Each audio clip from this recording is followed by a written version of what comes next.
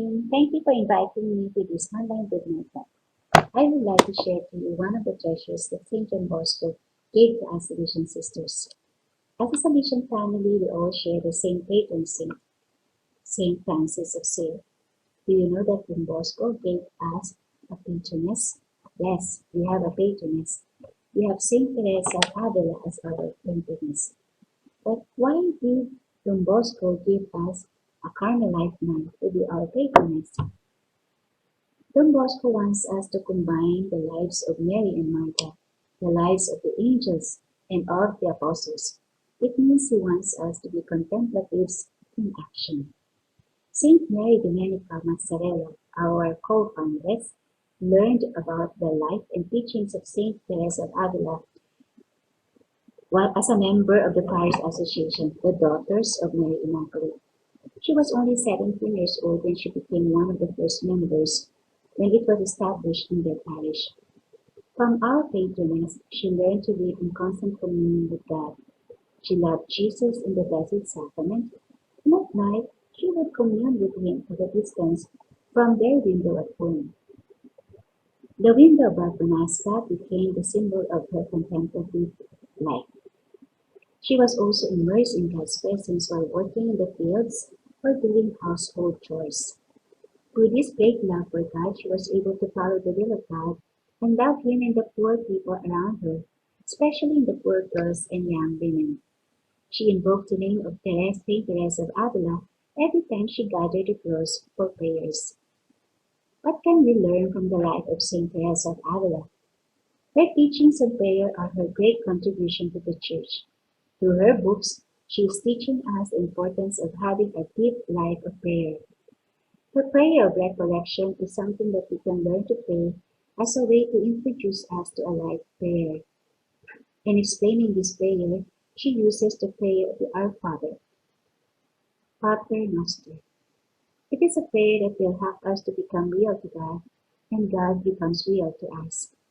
She exhorts us to see God as a Father, Brother, and as a beloved of our souls. She counsels us to use the powerful stories of encounters of Jesus in the Gospels, like with the persons like the Samaritan woman, the rich young man, and others, as a means to begin our prayer. She wants us to share our feelings, daily events of our life to God, or simply to rest in His love. We can even express our anxiety and preoccupations about the present crisis we are facing because of the coronavirus. Through this prayer, we allow God to speak to us, to inspire us, to strengthen our faith, and to follow His will, or simply to be a silent presence who consoles. How does this life of prayer help us in our mission among the young people? The Synod of the Bishops for the Young calls us educators to accompany the young.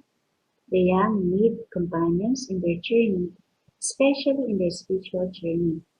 We can be their spiritual companions if we are men and women of prayer. Our father, St. John Bosco, was a man of deep union with God.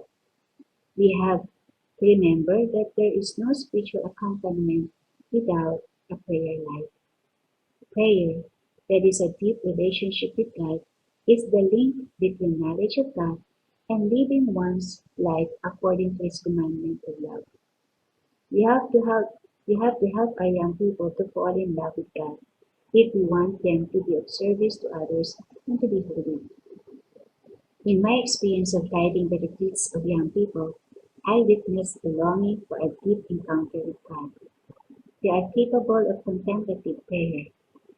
Our FMA document Guidelines for Educational Mission states that teaching our young people how to pray is one of the many expressions of loving them.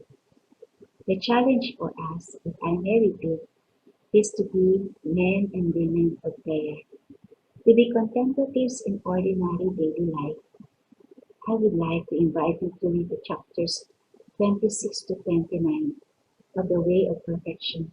It was written to her sisters, but it has a timeless and precious message for all of us. Let us ask Saint Theresa of Avila to teach us how to pray. Good night and God bless us all.